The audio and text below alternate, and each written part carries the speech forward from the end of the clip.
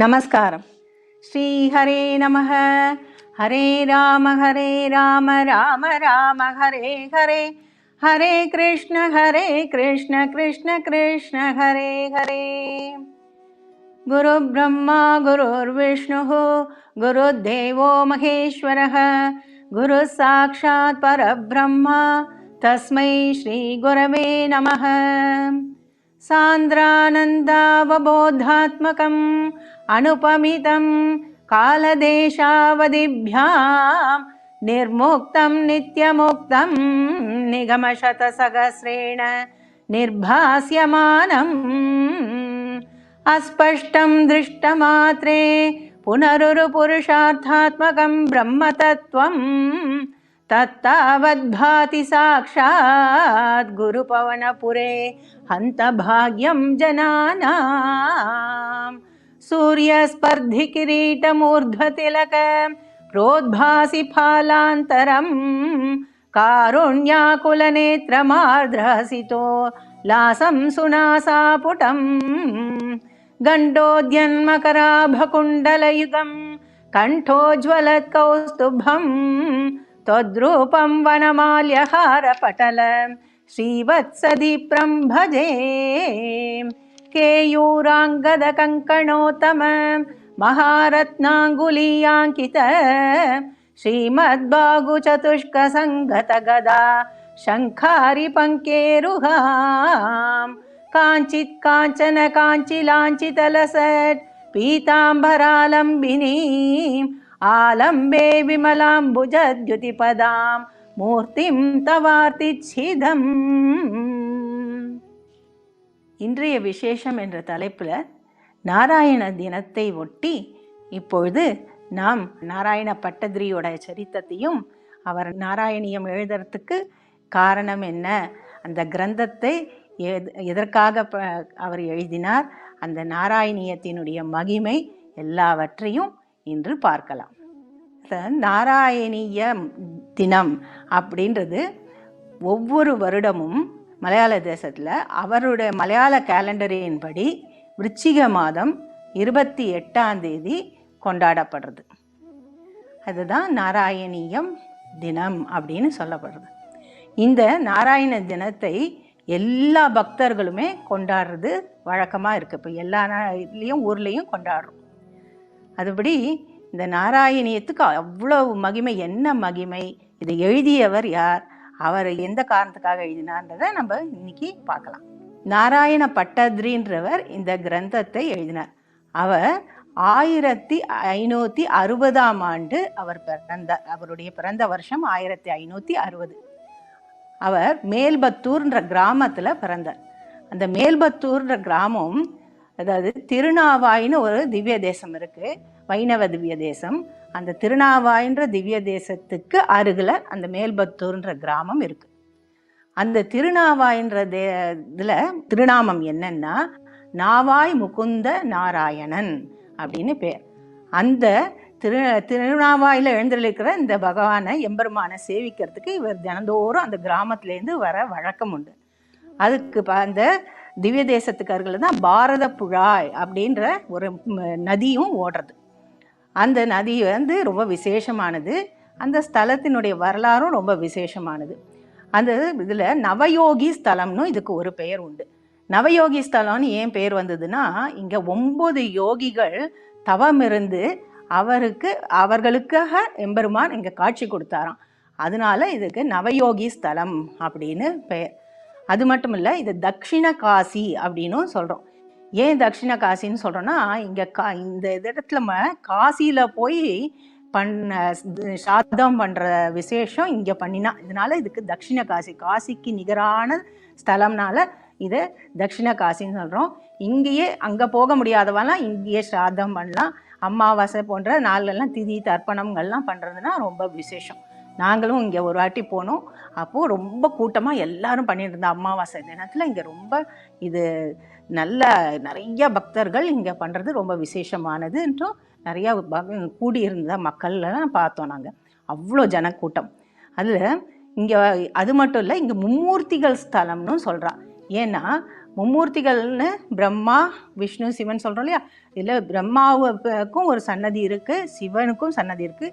இந்த பெருமாள் சன்னதிக்கு எதிர்ப்புறத்தில் இவ 2 பேருக்கும் தனித்தனி சன்னதிகள் இருக்குது அப்படின்னு சொல்லப்படுறது. இதனால் இது மும்மூர்த்திகள் ஸ்தலம் அப்படின்னு சொல்கிறான். இங்கே அது இந்த இதில் எழுந்திருக்கிற தாயார் பெயர் மலர் மங்கை நாச்சியார் அப்படின்னு பேர். இதுக்கு நிறையா இதெல்லாம் விசேஷம் சொல்லப்படுறது. அது ஏன்னா கஜேந்திரனுக்கும் சிவபெருமானுக்கும் காட்சி கொடுத்தாராம் இந்த பெருமாள். அது என்னன்னா, அதாவது இப்போ தாயாரும் கஜேந்திரனும் ஒன்றா இங்கே பெருமாளை அர்ச்சித்து வந்தாலாம், பூஜை பண்ணிட்டு வந்தா. அப்போது ஒரு சமயம் அந்த கஜேந்திரனுக்கு பூ கிடைக்காம போயிடுதான். பூ கிடைக்கலன்னு ஒன்று அது போய் பகவான்கிட்ட எம்பெருமான்கிட்ட வேண்டிண்டு தான், இந்த மாதிரி பூ கிடைக்கலையே என்ன பண்ணுறதுன்னு வருத்தப்பட்டுதான். அதனால எம்பெருமான் தாயாரை நீ கொஞ்சம் அவனுக்கு விட்டு கொடுன்னு சொல்லி அவனுக்கு பூ கிடைக்க மாட்டேங்கிறது, அதனால அவன் பறிக்கட்டும், நீ பறிக்காதேன்னு சொல்லி அவர் விட்டு கொடுக்க சொன்னாராம். அதன்படி கஜேந்திரன் நிறைய ஆசை தீரவ அந்த தாமரை புஷ்பங்களை அர்ச்சித்ததுனால அது ரொம்ப சந்தோஷப்பட்டுதான். அதனால தாயாரே கஜேந்திரனை பக்கத்தில் ஆசனத்தில் அமர்த்தி அப்படியே பகவானை பூஜை பண்ணினாலாம். அதனால இந்த இது ரொம்ப விசேஷமாக கஜேந்திரனும் இங்கே சன்னதி இருக்குது. அதே மாதிரி மகாலட்சுமிக்கு இந்த கேரள திவ்ய தேசத்துலேயே மகாலட்சுமிக்கு தனியாக இருக்கிற சன்னதி இருக்கிற இடம் இந்த திவ்ய தேசம்தான். ஸோ அப்பேற்பட்ட ஒரு புண்ணிய தேசம். அது மட்டும் இல்லை, இங்கே இந்த எதுக்கு சொல்ல வந்தேன்னா, நாராயண பட்டதிரி இங்கே தினம் சேவிக்கிறது வழக்கமாக இருந்துதான். அதில் அவர் சேவிக்க தான் அவருடைய நாக்கில் அந்த கிரந்தமானது, இந்த நாராயணியம்ன்ற எழுதுகிற கிரந்தம் அவருக்கு அந்த அனுகிரகமானது, எழுதுறதுக்கு அனுகிரகத்தை இந்த பகவான் தான் கொடுத்ததா சொல்லப்படுறது. அதனால் நவமுகுந்த ஸ்தலம் அப்படின்றது அப்படியே போய் நாவாய் முகுந்த நாராயணன் அந்த பெருமாளுக்கே பேர் ஏற்பட்டது அப்படின்னு சொல்லப்படுது. ஸோ இவருடைய நாக்கு திருந்தி அந்த கிரந்தம் எழுதுகிற அளவுக்கு அந்த பகவான் அனுகிரகம் பண்ணினதுனால நாவாய் முகுந்த நாராயணன் அப்படின்னு சொல்லப்பட்டிருக்கு. இப்பேற்பட்ட உயர்ந்த க்ஷேத்திரம். இதுக்கு நாங்களாமும் போய் ஒரு நாட்டி சேவிச்சுட்டு வந்தோம். அதாவது திருவாங்கூர் சமஸ்தானத்தில் இருக்குது. இடக்குளம்ன்ற இடத்துலேருந்து 1 மைல் தூரத்தில் இருக்குது. இங்கே நாங்கள் எல்லோரும் ஒரு வாட்டி சப்தாகம் முடிஞ்சு நாங்கள் போகிறது வழக்கம் குருவாயூருக்கு. அப்போ போகிறச்ச இங்கேயும் போய் சேவிச்சுட்டு வந்தோம். அந்த தாமரை புஷ்பம்லாம் அங்கே கிடைக்கும், பெருசாக இருக்கும், அப்படியே நல்ல இதுவாக வெள்ளை வெள்ளையன்னு நிறைய இதழ்கள் இருக்கும். அங்கே ரொம்ப சீப்பாகவும் இருக்கும். நாங்கள்லாம் வாங்கி பெருமாளுக்கு சமர்ப்பிச்சுட்டு வந்தோம். ரொம்ப நல்ல திவ்ய தேசம், நீங்கள் போனாலும் அங்கே சேவிக்கலாம். ஸோ இது நாராயண பட்டதிரி அந்த கிராமத்துலேருந்து கிட்டக்க அங்கே போய் சேவித்த ஸ்தலம். ஸோ அந்த இடத்துல பிறந்த இவருடைய அப்பாவினுடைய பெயர் தாமோதரன் பெயர். அந்த குடும்பத்தில் நல்ல அந்தனர் குலத்தில் அவர் பிறந்தார். அப்புறம் வேதமெல்லாம் கற்றுக்கிறதுக்காக அவள் அப்பா ஒரு தந்தை பாடசாலைக்கெல்லாம் அனுப்பிச்சார். ஆனால் சிறு வயதில் கொஞ்சம் அவர் விளையாட்டு புத்தியோடு இருந்திருக்கார். அதனால் கொஞ்சம் ஒழுங்காக படிக்கலையேன்னு அவள் அப்பா வருத்தப்பட்டுட்டாராம். இந்த மாதிரி ஒரே ஒரு பிள்ளை இருக்கானே, ஏன் இப்படி இது சரியாக பாடசாலைக்கு போகிறானேன்னு அப்படின்னு வருத்தப்பட்டுட்டார் அவர் மனைவி கிட்ட. இதை கேள்விப்பட்டு அவர் ஒரு நாளைக்கு அவர் வீட்டை விட்டு அப்படியே கொலக்கரைக்கு கோவிலில் போய் உட்காந்துட்டு கவலைப்பட்டுட்டு உட்காந்துட்டு இருந்தாராம். அப்போது இவரை அந்த பக்கத்து ஊரில் இருக்கிற அச்சுத பிஷர் அப்படின்ட்டு ஒரு ஒருத்தர் இவரை பார்த்துருக்கார். அவரும் நல்ல ஜோசியர், சம்ஸ்கிருதத்துலலாம் ஞானம் உடையவர் தான். அவர் இவரை பார்த்த உடனே என்ன ஆச்சு, இவரை இப்படி கவலை தோய்ந்து யாரோ ஒரு பையன் உட்காந்துட்டுருக்கே, சின்ன பையனா அப்படின்னு சொல்லி இவர்கிட்ட யாருப்பா நீ, எங்கே இருக்க அப்படின்லாம் விசாரித்ததுக்கு இவர் சொல்லி இந்த மாதிரி நான் இங்கேருந்து இந்த பக்கத்து ஊருன்னு சொல்லியிருக்கார். அப்புறம் பார்த்த உடனே பரிதாபமாக இருக்கேன்ட்டு இவர் அழைச்சிட்டு போய் முதல்ல இவன் பசியோடு இருக்கான், சாப்பாடு போடுன்னு அவர் மனைவிட்ட சொன்னாராம். சொன்ன உடனே இலை போட்டு சாப்பாடு போட்டு அங்கேயே தங்கமும் இடம் கொடுத்துருக்கார். அங்கேயே தங்கி அவர்கிட்டயே இவரெல்லாம் சம்ஸ்கிருதங்கள்லாம் ஞானம்லாம் இருந்திருக்கு. ஆனால் அப்புறம் திருப்பியும் இவர் சம்ஸ்கிருதம்லாம் இவர் தெரிஞ்ச ஞானமுடையவராக இருந்ததுனால இவர்கிட்டயே குருவாக ஏற்று அங்கேயே எல்லாம் கற்று கொடுத்தார். இவரும் கத்துண்டார் அப்படின்னு சொல்லப்படுறது. அதுக்கப்புறம் இவருடைய பெண்கள்லேயே 2 பெண்கள் இருந்திருக்கா. அதில் மூத்த பெண் நாராயணின்னு பேர். அந்த நாராயணின்ற பெண்ணை இவருக்கு கல்யாணம் பண்ணி கொடுத்தாராம். இப்படியே அங்கேயே தங்கி கொஞ்ச நாள் அப்படியே போயின்னு இருக்கு காலம். போயின்னு இருக்கிறச்சு இப்போ ஒரு நாளைக்கு எல்லாரும் மனைவியெல்லாம் கேட்குறா, இங்கேயே இருந்துட்டா எப்படி, மாப்பிள்ளை வீட்டோடு இருக்கக்கூடாது, அந்தனர் குலத்தில் வேற பிறந்தவர், ஒரு வேதம்லாம் கற்றுக்கக்கூடாதா, ஏன்னா இவர் அந்தனர் குலம் கிடையாது அச்சுத பிஷராடி, அதனால இவர் வேதங்கள்லாம் கற்றுண்டா நல்லதாச்சே அப்படின்னு சொல்லியிருக்கா. அதுக்கப்புறம் இவர் போய் பேச, அவர் அச்சுதர் பேச உடனே, நீ ஏன்பா வேதம் கற்றுக்கூடாது அப்படின்னு அந்த நாராயணர்கிட்ட கேட்டிருக்கார். ஏன்னா அவர் இயற்பெயர் நாராயணன் தான்.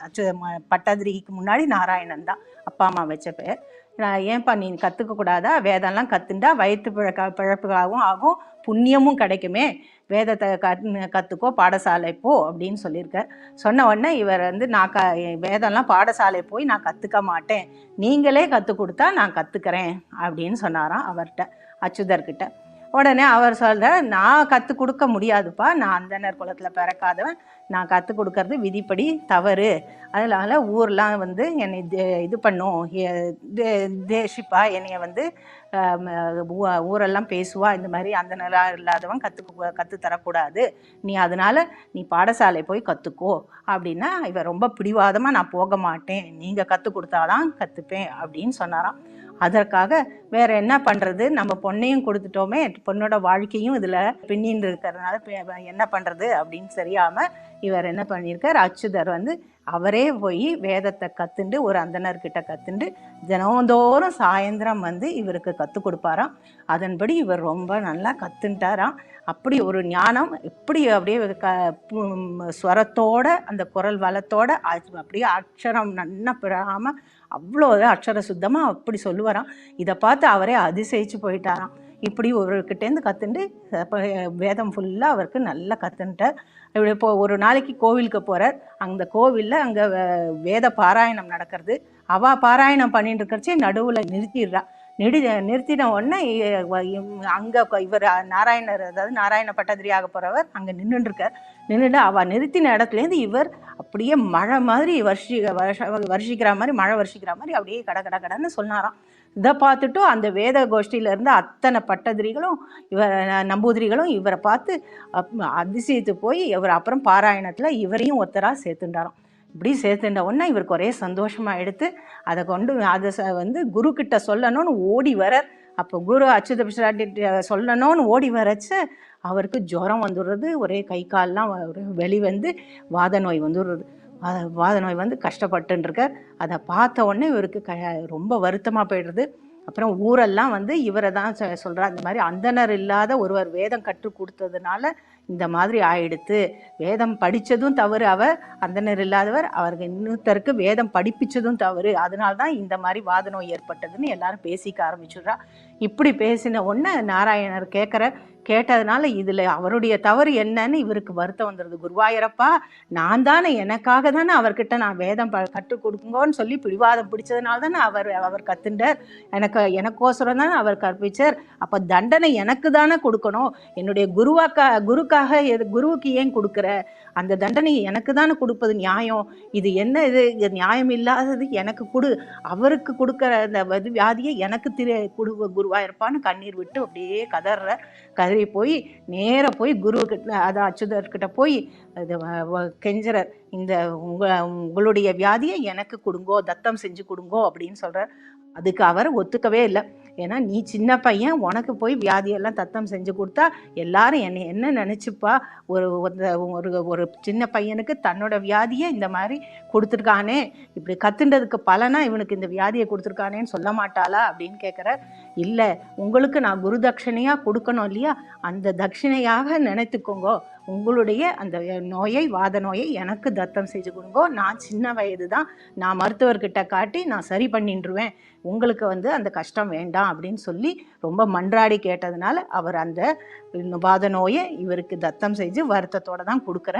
ஆனால் அவருக்கு கண் முன்னாடி தெரிகிறது, இவரால் வருங்காலத்தில் இவருடைய அந்த தேஜஸையும் முக தேஜஸையும் பார்த்துட்டு குருவாயூரப்பனே இவருக்கு சொல்கிற மாதிரி இருக்குது, வருங்காலத்தில் இவன் நல்ல வித்வானாக வருவான், இவன்கிட்ட நல்ல வித்வத்துவம் இருக்குது, இவனுடைய புகழ் நல்லா பரவ போகிறது, அப்படி ஒரு பண்டிதனாக பாண்டித்யம் உடையவனாக வருவான்னு சொல்கிறது. அதன்படி இவர் கொடுத்ததை அப்படியே தத்தம் வாங்கிட்ட உடனே அப்படியே மெதுவாக இவருடைய உடம்பு அந்த வாத நோயில் அப்படியே ஆட்கொண்டுடுது. அதுக்கப்புறம் அதோட போய் வைத்தியர்கிட்டெல்லாம் காமிக்கிறார், எல்லா வைத்தியர்கிட்டையும் போகிறார். ஆனால் எதுவும் நடக்கலை, சரியாகலை. தினந்தோறும் குருவாயூரப்பான்னு போய் அப்படியே கண்ணீர் விட்டுண்டு மல்லுகை பாடின்னு இருக்கார், கவியெல்லாம் பாடுறார். அப்போது அவருடன் கூட ஒரு ராமன் ஒருத்தன் இருக்கானா, அவன் வந்து சிஷ்யன், இவருடைய அந்த கவித்துவத்துக்கு ரொம்ப அடிமையாக அதை கேட்டு கேட்டு ரொம்ப ஆசையாக கேட்பான், இவருடையே இருப்பான். அவன் பார்த்துட்டு இவருடைய கஷ்டத்தை பார்த்துட்டு போய் ஒரு ஜோசியர் எழுத்தச்சன் ஒருத்தர்கிட்ட போய் என்ன பண்ணலாம் அப்படின்னு கேட்கலான்னு சொல்லிட்டு வரான். அப்போது இதுதான் இவருடைய அந்த வாத நோய்க்கு காரணம். அப்போ எழுத்தச்சன்றது யாரு அப்படின்னு நம்ம இங்கே கொஞ்சம் தெரிஞ்சுக்கணும். இந்த எழுத்தச்சன்ற திருக்கண்டியூரில் பிறந்தவர். இந்த திருக்கண்டியூரில் பிறந்துட்டு குழந்தையா இருந்தபோதே அவள் அம்மா வந்து வயல் வேலை பண்ணிட்டு இருக்கிறச்ச மைதானத்தில் விட்டுட்டு போய் வயல் வேலை செய்ய போவாளாம். அப்போது அதுக்கு பக்கத்தில் வேதபாராயணம் நடக்குமா. அவெல்லாம் வேதபாராயண கோஷ்டிகள்லாம் வேதம் சொல்கிறத கேட்டு கேட்டு கேட்டு இந்த குழந்தைக்கு அப்படியே வந்து அந்த வேதமானது மனசில் அப்படி பதிஞ்சுட்டான். ஸோ இப்படி பதிஞ்சு அந்த குழந்தை வேதம் சொல்ல ஆரம்பிச்சு விடுத்தே அப்படின்னு சொன்ன உடனே எல்லாரும் அந்த கூடியிருக்கிற அந்த வேதபாராயணத்தின் கோஷ்டிகளில் இருக்கிறவா அத்தனை பெரியவாலும் பார்த்து ஆச்சரியப்பட்டாலாம். ஆச்சரியப்பட்டது அப்படியே பொறாமையாக வந்து கடைசியில் முடிஞ்சுட்டான். பொறாமைப்பட்டு இந்த பையன் இப்படி சின்ன வயசுலேயே நான் தாழ்ந்த குலமாக இருந்தாலும் இவ்வளோ நான் வேதம் சொல்கிறானே அப்படின்னு சொல்லி என்ன பண்ணியிருக்கா, ஒரு நாளைக்கு அவனுக்கு மந்திரம் எங்கேயோ மந்திரம்லாம் போய் மந்திர தந்திரத்து மூலியமாக அவனுக்கு அவல் பொரியெல்லாம் கொடுத்து அவனுடைய வாயே திறக்க முடியாதபடி ஆயிடுத்தான். அப்புறம் வாய் திறந்து ஆனால் பேசக்கூட அந்த குழந்தையால் முடியல. அப்படியே அம்மா பார்த்தா அப்படியே கண்லேயும் ஜலஞ்சலமாக வருது. குழந்தை அப்படியே பேத முழிக்கிறது. அதுக்கு பேச்சுவார்த்தையே வரல வாயில். உடனே பயந்து போய் அவள் என்ன பண்ணுறா, ஒரு மருத்துவர்கிட்ட போகிறா. அந்த மருத்துவர் வந்து அவருக்கு என்ன சொல்கிறார், நீங்கள் 30 நாள் ஒரு கஷாயம் கொடுக்குறேன், அந்த கஷாயத்தை கொடுங்கோ அப்படின்னு சொல்லி கொடுக்குறார். அந்த கஷாயத்தை கொடுத்தா அந்த பையன் சாப்பிட மாட்டேங்கிறான். அதுக்குள்ள அப்புறம் வெல்லம் பனங்கள் கண்டு இதெல்லாம் போட்டு கருப்பட்டி எல்லாம் போட்டு கொடுத்தும் பிரயோஜனம் இல்லை. அது சாப்பிட்டாதான் தொண்டை வரும், அதனால் சாப்பிட மாட்டேங்கிறதேன்னு சொல்லிவிட்டு அதுக்கப்புறம் அவருடைய இதுபடி உபதேசத்தை அந்த மருத்துவர் சொன்ன பிரகாரம் கொஞ்சம் மது வேணா கூட்டி கொடுங்கோ அப்படின்னு சொல்லியிருக்கார். சரி மது கலந்து கொடுத்துருக்கார். அந்த 30 நாள் அந்த மதுவை கலந்து அந்த மருந்தை சாப்பிட்டான், அந்த கஷாயத்தை சாப்பிட்டுதான் அந்த பையன். அந்த சாப்பிட்டதுனால அப்புறம் அவனுக்கு 30 நாளைக்குள்ளேயே அவனுக்கு குரல் நல்லா வந்துடுத்து பழையபடி. இந்த மாதிரி ஒரு மதுவை கலந்து அந்த கஷாயத்தை குடித்தவன் அப்புறம் ஆயுள் முழுக்க அந்த மதுக்கு கொஞ்சம் அடிமையாகி போயிட்டான்னு சொல்லப்படுறது. ஆனால் அவ்வளோ கவித்துவம் உடையவன், அவ்வளோ அறிவு, வேதமெல்லாம் நல்லா வரும். எல்லா ஒரு மடம்லாம் நிறுவியிருக்கான், நிறையா பள்ளிக்கூடம்லாம் அமைச்சு, திண்ணைய பள்ளிக்கூடம் அமைச்சு எல்லாருக்கும் கல்வி கற்றுக் கொடுப்பானா. எழுத்து வந்து அப்படி ஒரு அக்ஷர சுத்தமாக எல்லாரும் சொன்னாதான் அடுத்த பாடத்துக்கே போவானா. அதனால அந்த மாதிரி எழுத்துக்கே வந்து ஒரு பேர் போனவனா இருந்ததுனால அவனுடைய இயற்பெயர் கூட என்னன்னு இது வரைக்கும் தெரியல யாருக்கும். எழுத்தச்சன், எழுத்து ப்ளஸ் அச்சன், எழுத்தச்சன் ஆயிடுத்து. அப்புறம் எல்லாம் யார் எது கேட்டாலும் எழுத்தச்சன் வீட்டுக்கு பக்கத்து வீட்டில் இருக்கா, எழுத்தச்சன் வீட்டுக்கு எதிர்ப்புறத்தில் இருக்கான்னு இப்படின்னு அவனுக்கு அந்த எழுத்தச்சன்ற பெயர் வந்து பிரபலமாக அமைஞ்சுடுத்து. இப்படி ஒரு இது அவ்வளோ இதுவாக ராமாயணம் மகாபாரதம் எல்லாத்தையும் அப்படியே மலையாளமும் தமிழும் கலந்து அழகாக எழுதியிருக்கானா, கவித்துவத்தோடு நான் எழுதியிருக்கான், நூலெல்லாம் எழுதியிருக்கான்னு இந்த எழுத்தச்சன் சொல்லப்படுறது அதனாலேயே துஞ்சத்து ஆச்சாரியன், எழுத்தாச்சாரியர் அப்படின்னு சொல்லி துஞ்சத்து ராமானுஜன் அப்படின்னு சொல்லப்பட்டு ஒரு பட்டத்தையும் கொடுத்துருக்காவா. அதனால துஞ்சத்து ராமானுஜ எழுத்தச்சன் இவருக்கு பேர். எதுக்காக இது சொல்ல வந்தேன்னா, இந்த எழுத்தச்சன் தான் நாராயணியம் பின்னாடி இந்த கிரந்தத்தை எழுதுவதற்கு நாராயணப்பட்டதற்கு காரணக்கர்த்தாவாக இருந்தவர். அதனால இவரை பற்றியும் கொஞ்சம் தெரிஞ்சுக்கணும் இல்லையா, அதுக்காக சொன்னேன். ஸோ இவர்கிட்ட போய் அந்த ராமன் அவருடைய அந்த பக்கத்துலேயே அந்த சிஷ்யனாக இருக்கிற அந்த நாராயணோட சிஷ்யன் போய் கேட்குறான், இந்த மாதிரி இவருக்கு குணமாகறதுக்கு என்ன வழி அப்படின்னு கேட்குறச்ச அந்த எழுத்தச்சன் சொல்கிற, இந்த மத்ஸ்யம் தொட்டு பாட சொல்லு அப்படின்னு சொல்கிறான். மத்ஸ்யம் தொட்டு பாட சொல்லுன்னு ஒன்று இந்த ராமனுக்கு என்னென்ன ஒரு இது வந்துடுறது, எங்கேயா போய் மத்ஸ்யத்தை தொட்டு குருவாயூரில் அமர்ந்து பாட சொல்லுன்றான். குருவாயூரில் மத்ஸ்யத்தை எடுத்துன்னு போய் எப்போயாவது பாடலாமா, அது ஆச்சார இது தோஷமாயிடாதா, இந்த மாதிரி சொல்கிறாரு. இந்த எழுத்தச்சனுக்கு ஏதாவது போதையில் சொல்கிறாரான்னு அவனுக்கே சந்தேகம் வந்து இதை எப்படி சொல்கிறது இப்போ நாராயணர்கிட்ட போயின்ட்டு அப்படியே தயங்கி போய் சொல்கிறான். நாராயணர்கிட்ட சொன்ன உடனே நாராயணன் வந்து அந்த மத்ஸ்யம் தொட்டு பாடு அப்படின்றதுக்கு நீ தவறாக புரிஞ்சுட்டு இருக்க.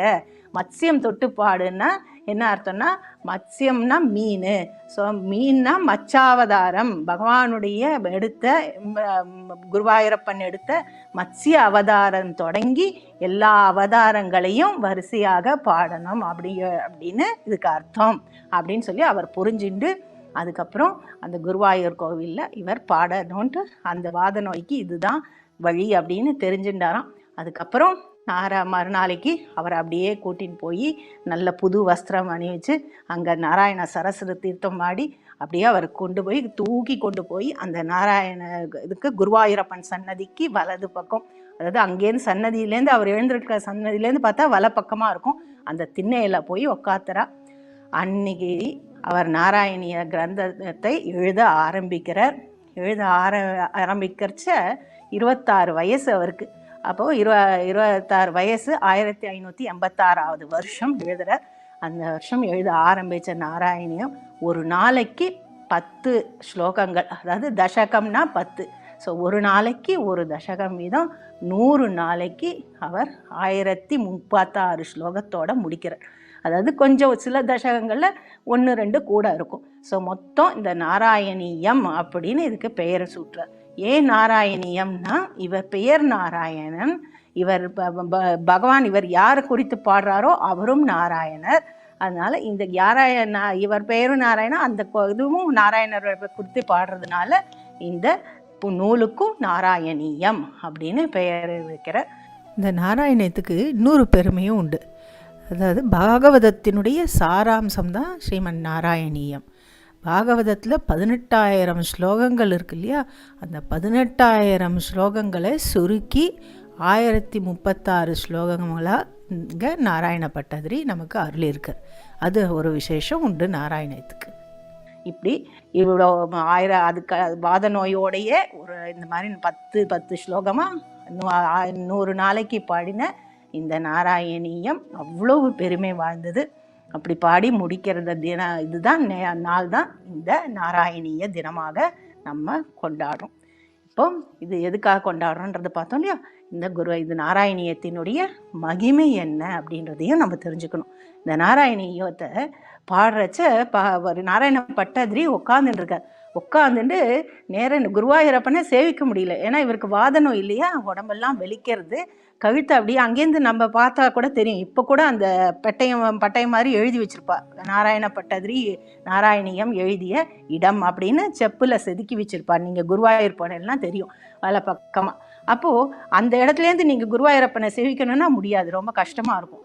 அப்போது குருவாயூரப்பா உன்னுடைய தரிசனத்தை நீ எனக்கு கொடுத்தாதானே நான் இந்த கிரந்தத்தை எழுத முடியும், உன்னுடைய அவயவங்களுடைய திவ்ய தரிசனம் எனக்கு தெரியாமல் நான் எப்படி எழுத ஆரம்பிப்பேன் அப்படின்னு சொன்ன உடனே அவர் குருவாயூரப்பன் நீ கவலைப்படாத, நீ ஏன் திரும்பி பார்க்கணும், நான் உன்னைய பார்க்குறேன் அப்படின்னு சொல்லி குனிஞ்சி இடுப்பில் கையை வச்சுட்டு அவரை பார்த்தாராம். அங்கேருந்து அவர் பார்த்த உடனே இவருக்கு அப்படியே மடதிறந்த வெள்ளம் மாதிரி அப்படியே எழுத ஆரம்பிக்கிற சாந்திர ஆனந்தா போதாத்மகம்னு எழுதுறாரு. அப்படியே சச்சிதானந்த ஸ்வரூபமான அந்த பகவானை பார்த்த உடனே அவருக்கு மடதிறந்த வெள்ளம் போல அப்படியே வருதுப்பா, அப்படியே வாயில் அப்படி பொங்குறது.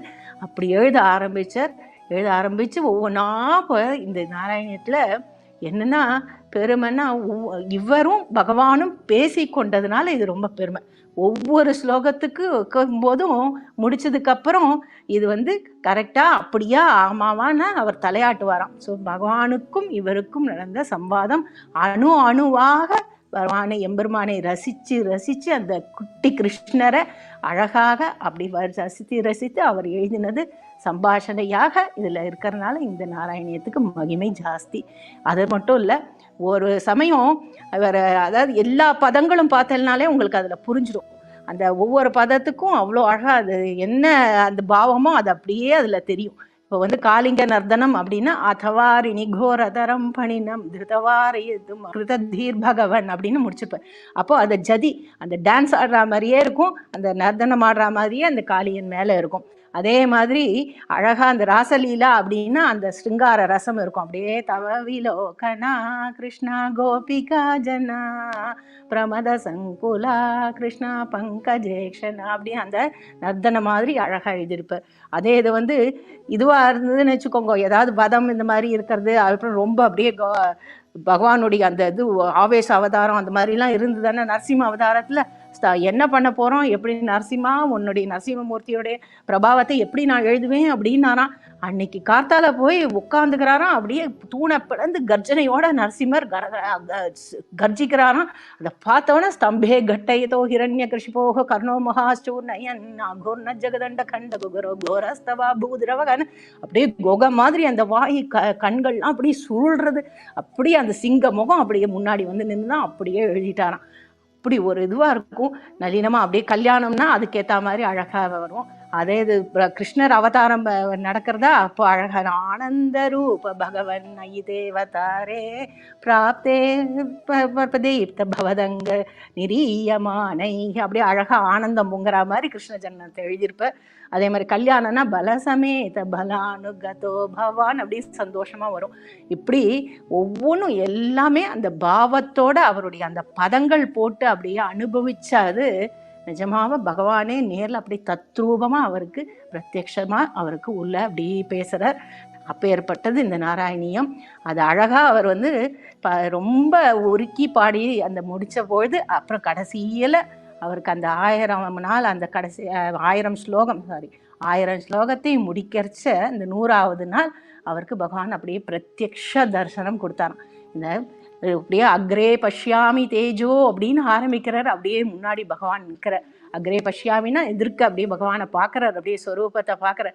அது வரைக்கும் அவருக்கு சரியா இல்லை. கடைசியில் வந்து அப்படியே விஸ்வரூப தரிசனத்தை பார்க்குறார். கிஷோர அப்படியே திவ்யகை சோர வேஷம்னு அப்படியே பகவான் அப்படியே முகம் அப்படியே நேர தெரியறது. அக்ரே பஷ்யாமி தேஜோன்னு எதிர்க்க நின்று பகவான் அப்படியே காமிக்கிறான், தரிசனம் கொடுக்குறான். அதை அப்படியே பார்க்குற அக்ரே பஷ்யாமி தேஜோ நிபிட தரகலா திவ்யகை சோர வேஷம்னு அப்படி அந்த கிஷோர ரம்யம்னு அப்படி பார்க்குற. அதுலேருந்து அப்படியே பிஞ்ச ஜாலேகி அந்த மயில் பீலி அழகாக அசையிறது. அதுக்கப்புறம் அப்படியே பாலேந்து வீதிம் அப்படின்னு அப்படியே அவருடைய அந்த நெற்றி அப்படியே அழகாக பறந்த நெற்றியை பார்க்குற.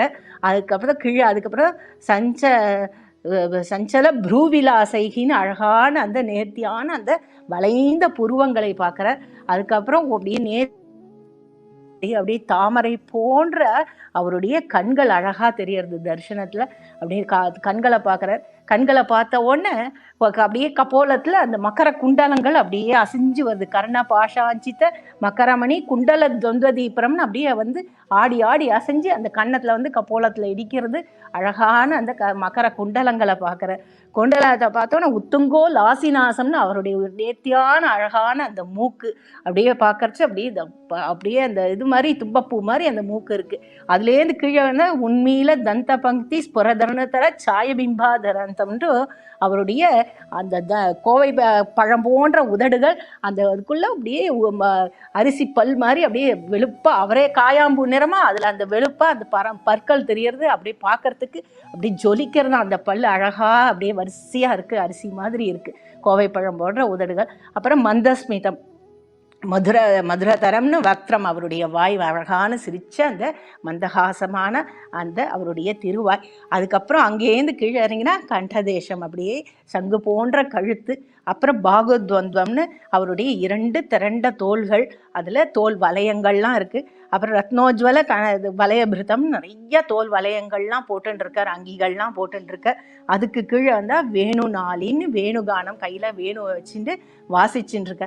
அந்த வேணுகானம் பண்ணுறது எப்படி இருக்கான், அது அப்படியே வந்து எல்லா இடத்தையும் நகரமயு காங்குலி சங்கசாராம் அப்படின்னு சப்த பிரம்மா மிருதேஸ்வம் சிசிரித்த புவனே சிஞ்சமே கர்ண வீதிம் அப்படின்ற அதில் அப்படியே அந்த நகங்களை சிறுவிரல்கள் தடவி பெருமாற செங்கன்வாய் கொப்பளிப்பன்னு சொன்ன மாதிரி ஆழ்வார்கள் அப்படியே வாசிக்கிறார். அந்த வேணுவில் விரல்கள் அப்படியே பிஞ்சு விரல்கள் அப்படியே போயிட்டு வருது.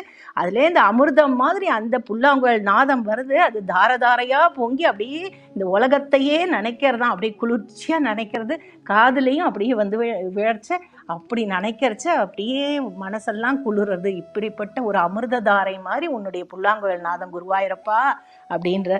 அதுக்கப்புறம் உத்சர்பத் கௌஸ்துபஸ்ரீ அவருடைய நெஞ்சில் கௌஸ்துபம் மணி, அதுக்கு பக்கத்தில் வக்ஷஸ்ரீ வத்சரம்யம்னு ஸ்ரீவத்ச வக்ஷம். அதில் மகாலட்சுமி எழுந்துள்ளிருக்கா, மகாலட்சுமி வாசம் பண்ணுறா. அங்கேருந்து வந்ததான ஹாரங்கள், நிறைய ஹாரங்கள், ரத்னமாலா வைஜெயந்தி மாலை அப்புறம் துளசி மாலை எல்லாம் தெச்சி பூ மந்தாரம் எல்லாம் எல்லா மாலைகளும் வரிசையாக வர நல்ல வைரம் வைடூரியம் எல்லாம் போட்டுருக்கார். கைகள்லாம் கங்கணங்கள் நிறைய இதெல்லாம் வந்து ரத்ன வளையல்கள் எல்லாம் கைகளில் தரிச்சுட்டு இருக்கார். ஒரு கையில் வேணும் புல்லாங்கல் வச்சுட்டு இருக்கார். அப்படியே வந்தால் கிங்கினி மண்டிதம்னா அப்படியே இடுப்பில் அரை நாள்லாம் கட்டிட்டு பீத்தச்சேலம் தானம், அழகாக பீத்தச்சேலம் பீதாம்பரம் மஞ்சள் நிறத்தில் பீதாம்பரம் தரிச்சுட்டு இருக்கார். அதுக்கப்புறம் அப்படியேன்னா ஊருச்சாரு தவோருன்னு அவருடைய முழங்கால்கள் ஊருச்சாரு தவோரோ, அதுக்கு கீழே வந்தால் ஜானுத்வயம், அந்த ஜானுத்வயம்ன்றது முழங்கால்கள். அதுக்கப்புறம் மஞ்சீரம் மஞ்சுநாதைர பதபஜனம் ஸ்ரேய இத்தியால பந்தம்னு அவருடைய பதம் திருவடி. அந்த திருவடியில் வந்து அப்படியே பார்த்த உடனே யாருக்கு அவருக்கு என்ன தோன்றது, அப்படியே அப்படியே திருமேனி தரிசனம் அவர் கண்ணு முன்னாடி வந்துடுத்து. அப்படியே லயிச்சுற யோகீந்திரானாம் தொதங்கேஷு அதிகசு மதுரம் முக்திபாஜாம் நிவாசோ. இந்த திருவடியை தானே எல்லா யோகிகளும் அப்படியே பற்றி அவர்கள் அடையறா. அந்த திருவடிக்காகத்தானே அவர் தபஸ் பண்றா எல்லா யோகிகளும். பேர்பட்ட திருவடியே என் கண்ணில் காமிச்சியே பகவானே குருவாயிரப்பான்றார். இவருக்கு எல்லாமே சரியாயிடுறது, உடம்பெல்லாம் அப்படியே நல்லா வாத நோயெல்லாம் சரியா போயிடுது. யோகீந்திரானாம் தொதங்கேஷு அதிக சுமதுரம் முக்திபாஜாம் நிவாசோ பக்தானாம் காமவர்ஷ துதர்கி சிலையம் நாததே பாதமூலம் நித்தியம் சித்தஸ்திதம் மே பவனபர்வதே கிருஷ்ணா காருண்ய சிந்தோ அப்படின்னு அப்படியே கதற. ஏன்னா அவர் கேட்குறாராம், உனக்கு 2 வரம் கொடுக்குறேன் நான், 2 கையை காமிச்சு கேட்க 2 விரலை காமிச்சு கேட்குறாராம். உனக்கு இந்த நோய் சரியாகணுமா, இல்லை உனக்கு பரிபூர்ணமாக இந்த நோய் சரியாகணுமா, இல்லை உனக்கு வந்து என்னுடைய காருண்யம் வேணுமா அப்படின்னு கேட்குறான். அப்போ வந்து கிருஷ்ணா உன்னுடைய காருண்யம் இருந்தாலே என்னுடைய நோய் பரிபூர்ணமாக குணமாயிடுமே கண்ணா, எனக்கு அதுவே போதும், காருண்யமே போதும் அப்படின்றான்.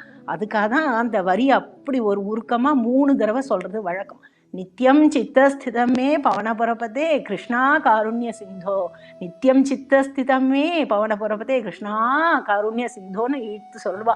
கிருஷ்ணா காருண்ய சிந்தோ, உன்னுடைய காருண்யமே போராதா, எனக்கு வேற என்ன வேணும், அது இருந்தாலே எல்லாமே எனக்கு சரியாயிடும் அப்படின்ற. அப்படியே அவருக்கு அந்த கை கால்லாம் அப்படி கூப்புறதுக்கு அந்த சக்தி கிடைச்சிடுது. கையால் நமஸ்காரம் பண்ணுறார், காலால் அப்படி முழங்கால் போட்டு சாஷ்டாங்க நமஸ்காரம் போடுறார். அப்போ தான் அவருக்கு அந்த சந்தோஷம் கிடைக்கிறது. அப்படி முடிச்சுட்டு கிருஷ்ணா காருண்ய சிந்தோ கிருத்வானி சேஷதாப்பான் பிரதிஷத்து பரமானந்த சந்தோக லட்சுமி, பரமானந்தம் கிடைச்சிடுத்துப்பா அப்படின்னு சொல்லி அஜ்ஞாத்வாதே மகத்துவம் அதிக நிகதித்தம் விஸ்வநாத க்ஷமேதாக ஸ்தோத்திரம் சைத்தத் சகஸ்ரோத்தரம் அதிகதரம் தொத்பிரசாதாய பூயாத் துவேதா நாராயணீயம் ஸ்ருதி சுச்ச ஜனுஷா ஸ்துத்யதா வர்ணனேன ஸ்பீதம் லீலாவதாரைஹி இதமிக குருதாம் ஆயுர் ஆரோக்கிய சௌக்கியம் அப்படின்னு முடிக்கிறார்.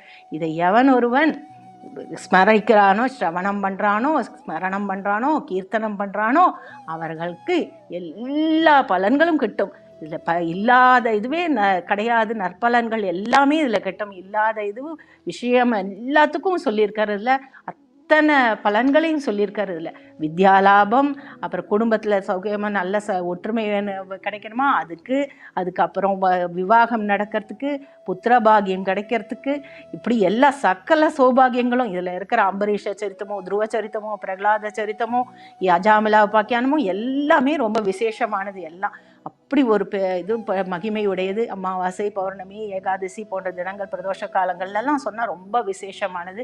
அத்தனை இதுவும் பலனும் இருக்குது.